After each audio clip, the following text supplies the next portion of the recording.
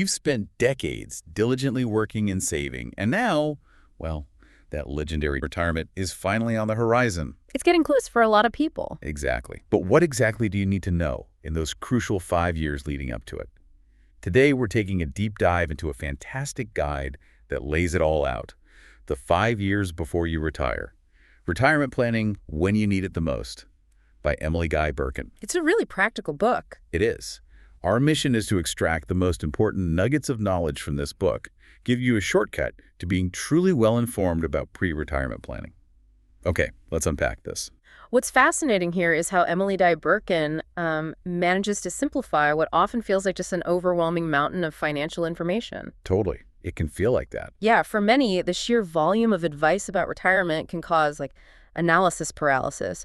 Our deep dive today will help you connect those seemingly disparate pieces of financial information, empowering you to take truly proactive steps. We're going to distill it all down so you feel ready, not overwhelmed. That's the plan. That's the goal. And the very first crucial step the book emphasizes is understanding your current financial reality. It introduces a key concept: calculating your rough projected shortfall.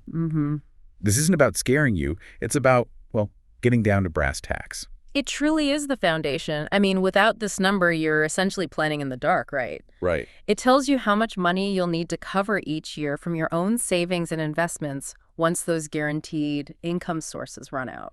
So how do you figure it out? First, you estimate your projected monthly expenses in retirement. Everything from housing and utilities to food and hobbies. The whole picture. Yeah, multiply that by 12 for your yearly total. Next, you determine any guaranteed yearly income you'll receive, like from pensions and, of course, Social Security. The book notes you can use the Social Security Administration's online estimator for a rough idea. Which is pretty handy. Very. Once you have that guaranteed income, subtract it from your projected yearly expenses. The result is the amount your savings and investments need to generate annually. That's your number. Right. And if we connect this to the bigger picture, knowing your shortfall early is incredibly powerful. It provides the data you need to make informed decisions and necessary adjustments. It really grounds the whole process. It does. This initial assessment of your financial landscape is the cornerstone of preparedness. And here's the crucial part. Even if that number feels high, maybe even terrifyingly high, it's not a death knell. The rest of this deep dive focuses on solutions. Which is perfect, because Emily Guy Birken has a surprisingly optimistic view. Yeah. You do have time to catch up in those critical 5 years. That's right. It's not too late. And it's not just about what you save before retirement. Your investments can continue to grow, taking advantage of compound interest, even after you stop working. So let's talk actionable strategies for boosting those savings. Okay. This is where theory meets practical application. Exactly. Strategy 1. Maximizing contributions. The author really hammers home the importance of fully funding your 401k and IRA investment vehicles. These are powerhouse accounts. Totally. Because of their incredible tax perks for retirement savings. It's crucial to know and aim to hit their annual contribution limits, which do get updated each year. Gotta stay on top of those numbers. Strategy 2. Reducing expenses.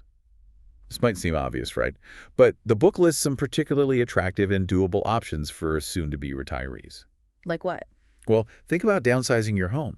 That large house where you raised your family might be full of memories, but a smaller home could mean releasing equity to boost your retirement savings and potentially lower property taxes, too. Makes sense. Less upkeep as well. True.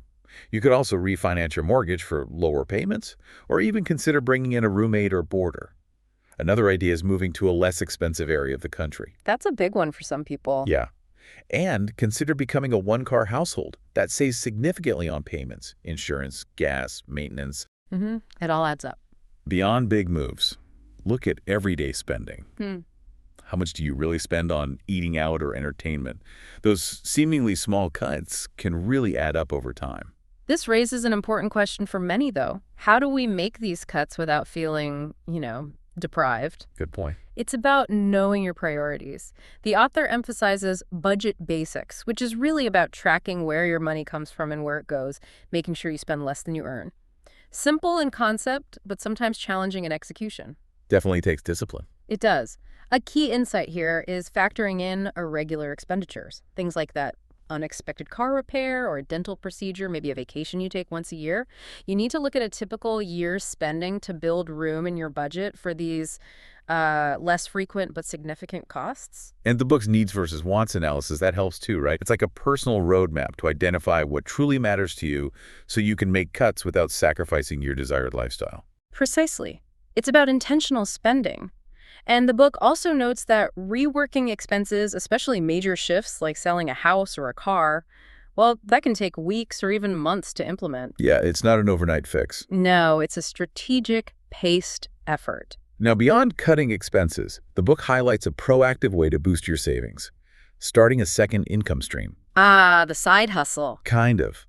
This is where modern technology really opens up new opportunities. The book suggests things like freelance writing, starting a blog, or designing and selling unique products online. Lots of platforms for that now. Yeah. For those who love animals, pet sitting or dog walking is a popular option. If you're knowledgeable in a subject, consider tutoring. Many professionals also find consulting, both before and during retirement, to be a viable path. And beyond the financial benefits, the author points out the psychological advantages of part-time work in retirement. It can provide structure, mental stimulation, and a smoother transition from full-time employment. Which many find incredibly valuable, yeah. Definitely. Keeps you engaged. Okay, so once you've built that nest egg, the next critical step is understanding how to make it last throughout retirement. That brings us to withdrawal strategies, like the popular 4% withdrawal rule. Ah, yes, the 4% rule. This rule suggests that if a retiree withdraws 4% of their assets in the first year and then adjusts that amount annually for inflation, their savings should theoretically last for 30 years. So, for example, if you retire with, say, $1 million in savings, you'd plan on withdrawing $40,000 in your first year, then bump it up a bit each year for inflation. Okay, but here's where it gets really interesting. For many years, with generally strong market returns, withdrawing 4% seemed like, well, a no-brainer. Seems safe, yeah. But the book highlights important caveats. The 4% rule works well in strong economic times, but can be tricky during market downturns. We saw that, didn't we? We did. Retirees who stuck to it learned this the hard way during the 2007-2008 financial crisis. The book suggests mitigating strategies like combining it with the bucket method or even paring down your initial withdrawal rate to maybe 3% or 3.5% for more security. Right. That's where the bucket method comes in. This strategy addresses market volatility by splitting your portfolio into separate income buckets intended to cover different time periods in retirement. How does that work exactly? Typically, one bucket holds enough liquid assets for immediate needs, say 1 to 3 years, and other buckets hold longer-term investments that can, ride out market fluctuations. Wow. The benefits are clear. It's designed to handle that volatility, it forces financial discipline, and it offers an opportunity for further asset growth down the line. Speaking of withdrawals, let's discuss required minimum distributions, or RMDs. These are IRS requirements to withdraw money from your tax-deferred accounts, like 401ks and traditional IRAs, starting at a certain age. And you really don't want to mess these up. You face a stiff penalty for failing to do so. The IRS can take 50% of the amount you should have withdrawn. Ouch, 50%. Yeah. The book mentions the Uniform Lifetime Table, an IRS guide used by most IRA owners to calculate these mandatory withdrawals based on age and life expectancy. It's also important to remember you can withdraw penalty-free from these accounts between age 59.5 and the RMD starting age. Good clarification.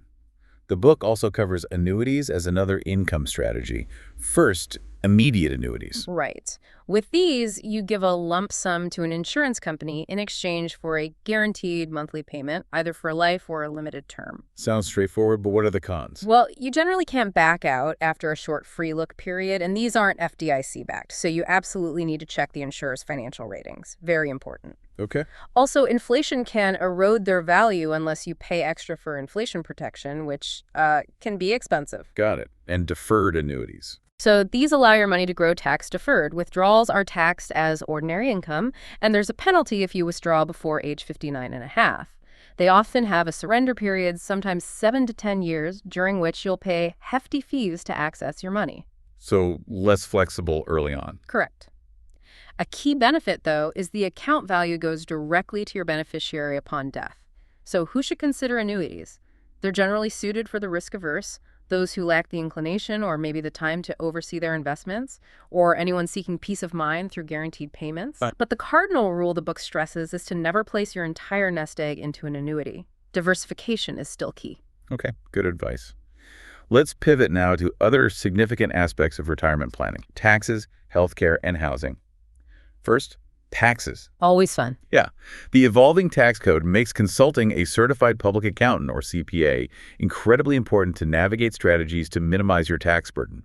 It's complex stuff. It really is. It's rarely straightforward. For instance, even your Social Security benefits can be taxed up to 50% or even 85%, depending on your combined income. The book provides guidance on figuring that out. That surprises a lot of people. It does. It also helps to understand the difference between your marginal tax rate and your overall ordinary income tax rate, as they influence how your retirement withdrawals are taxed. Different buckets of money are taxed differently. Right. So how are your retirement accounts taxed? Okay, so tax-deferred accounts like your traditional 401ks and traditional IRAs withdrawals are taxed as ordinary income. Tax-free accounts like Roth IRAs and Roth 401ks offer qualified withdrawals that are completely tax-free, provided you meet certain age and holding period requirements. Big advantage there. Huge. Taxable investments like stocks and bonds held outside retirement accounts are typically taxed annually on dividends and capital gains as they occur. And with annuities, the interest portion of withdrawals is taxed as ordinary income. Got it. Okay, now for something absolutely critical. Healthcare. This is one of the biggest financial unknowns for retirees and potentially one of the largest expenses. It certainly can be, and many people really underestimate its cost. They do. Let's start with Medicare. Part A, for hospital care, is generally premium-free for most people who've worked long enough, and it covers hospital stays, skilled nursing, and hospice. But there are costs, right? Oh, yes. It has a deductible per benefit period and coinsurance for longer stays. A key detail. You're only considered inpatient if a doctor formally admits you, which affects coverage. And original Medicare, Parts A and B, has gaps. Which is why many opt for additional coverage. Exactly, like Part C or Part D or Medigap. Enrollment periods generally begin around your 65th birthday, and there can be late enrollment penalties if you miss your window. Okay, so Part C. That's Medicare Advantage. These are private plans that essentially bundle Parts A and B and often Part D prescription coverage, simplifying paperwork. Costs and coverage vary widely between plans, but they do have yearly out-of-pocket maximums. And Part D. Part D are the private prescription drug plans.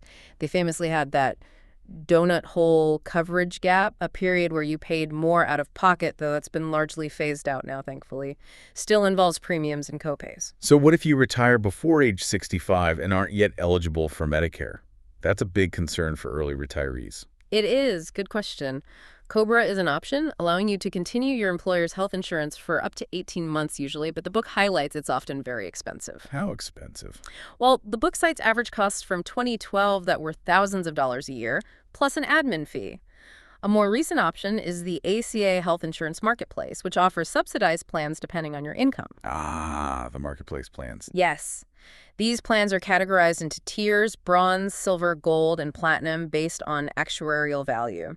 Lower tiers mean higher out-of-pocket costs but lower premiums and vice versa. You need to shop carefully. Okay. How can you protect your nest egg from these costs? Insurance seems key. Absolutely. Insurance is vital. Disability insurance is crucial pre-retirement to protect your income if you can't work. Its cost increases with age, and many insurers stop offering policies after age 60, so getting it earlier is better. And long-term care insurance. Right. This is for non-medical daily living care after retirement, help with eating, bathing, dressing, that kind of thing. Neither Medicare nor private health insurance covers this long-term custodial care, and Medicaid only kicks in for those with very limited assets. So it fills a specific gap. A potentially huge gap. It's often suggested to purchase this in your 40s or 50s for lower premiums, though rates can still rise. Look for features like inflation protection and a waiver of premium benefit. Are there ways to manage the cost? Yes. Cost-saving strategies include increasing the elimination period, the waiting time before benefits start, though you'll need an emergency fund to cover that gap, or opting for shorter coverage duration, perhaps matching the typical nursing home stay length. So how can you proactively save for these healthcare costs, besides insurance? Great question. The book suggests two main vehicles: health savings accounts, HSAs. If you have a high-deductible health plan, you can contribute to an HSA.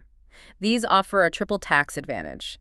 tax-deductible contributions, tax-deferred growth, and tax-free withdrawals for qualified medical expenses. Triple tax advantage. Nice. Yeah, it's powerful. You can even use HSA funds tax-free for Medicare premiums later on.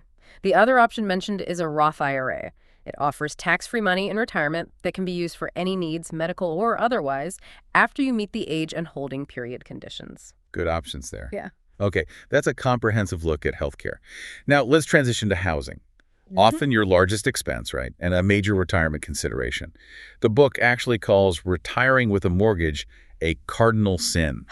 It does, and maybe a bit dramatic, but for good reason. Carrying a mortgage into retirement can significantly reduce your income's reach, potentially increase your tax burden if you need to take retirement withdrawals just to cover payments. And it ties up your biggest asset. Exactly. It prevents you from having that asset completely free and clear, which provides a lot of financial security. So what are the strategies to achieve that mortgage-free retirement, or at least manage housing costs effectively? The book outlines a few. You can accelerate payments, like sending half your monthly payment every 2 weeks instead of one full payment monthly. That adds an extra payment per year. Simple, but effective. Yeah. You can also refinance to a shorter term, maybe a 15-year mortgage instead of a 30, if you can handle the higher payments for a while. But the most efficient method, according to the author, is often downsizing your home. Back to downsizing. Yep. This can free up significant equity, maybe enough to buy a new, smaller home outright, or at least greatly reduce your housing costs overall. What about a reverse mortgage? We hear about those. Right. This is for those who want to stay in a paid-off home and tap into its equity. To qualify, you generally must be 62 or older, have low or no mortgage, live in the home as your primary residence, and complete mandatory counseling. Are there catches? There are costs involved: origination fees, ongoing mortgage insurance, interest, monthly servicing charges, and closing costs. These are typically added to the loan balance, so the debt grows over time. And a crucial point: the loan becomes due and payable if you move permanently, sell the house, or pass away. It's not free money. Important to understand. And what if relocating is on your mind? Moving somewhere new? Then you'll need to consider renting versus buying in your new location. If downsizing frees up enough equity, you might be able to buy a new, smaller home with cash, which eliminates a mortgage altogether. That's the dream for some. It is. The book also briefly touches on retirement communities.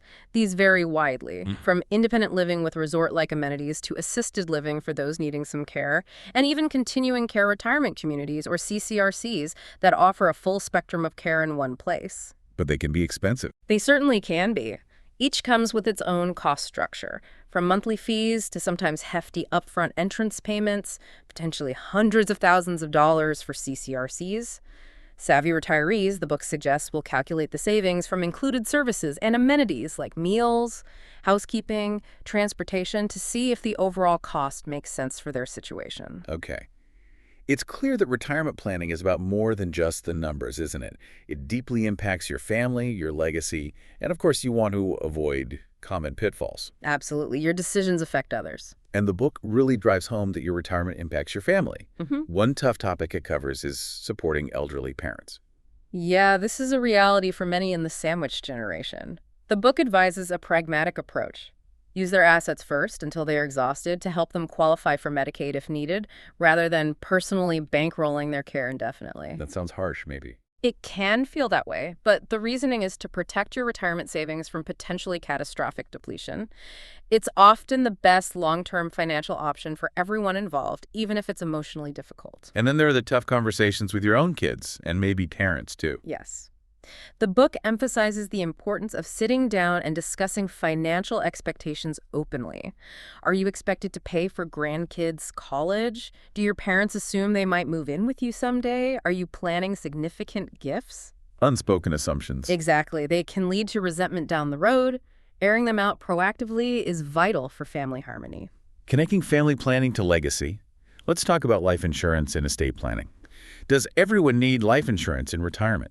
Not necessarily. While the primary purpose of life insurance is income replacement, which might not be needed if you're retired, there are reasons to keep it. Do you still have dependents, maybe a spouse, or even adult children whose finances might be negatively impacted by your death? Life insurance can also be an estate planning tool, maybe to pay estate taxes if your estate is large enough, or if you have a reverse mortgage, to provide funds for your heirs to pay off the loan and keep the family home. The key question the book poses is, would anyone suffer financially from your death? If yes, it's worth considering keeping or getting some coverage. Makes sense. Then there's estate planning itself. The book stresses it's not just for the wealthy, right? Not at all. Everyone needs some basic estate planning. Your will is the centerpiece. It dictates how your property is distributed after your death and names an executor, the person who manages the process. You can change your will anytime your circumstances change. What else is essential? A living will, also called an advance directive. This document outlines your wishes for medical treatment if you become incapacitated and can't communicate them yourself, and a durable power of attorney is crucial. This appoints someone to make financial decisions for you if you become incapacitated. The durable part means it continues to be valid even if you're later deemed legally incompetent. Very important. Okay.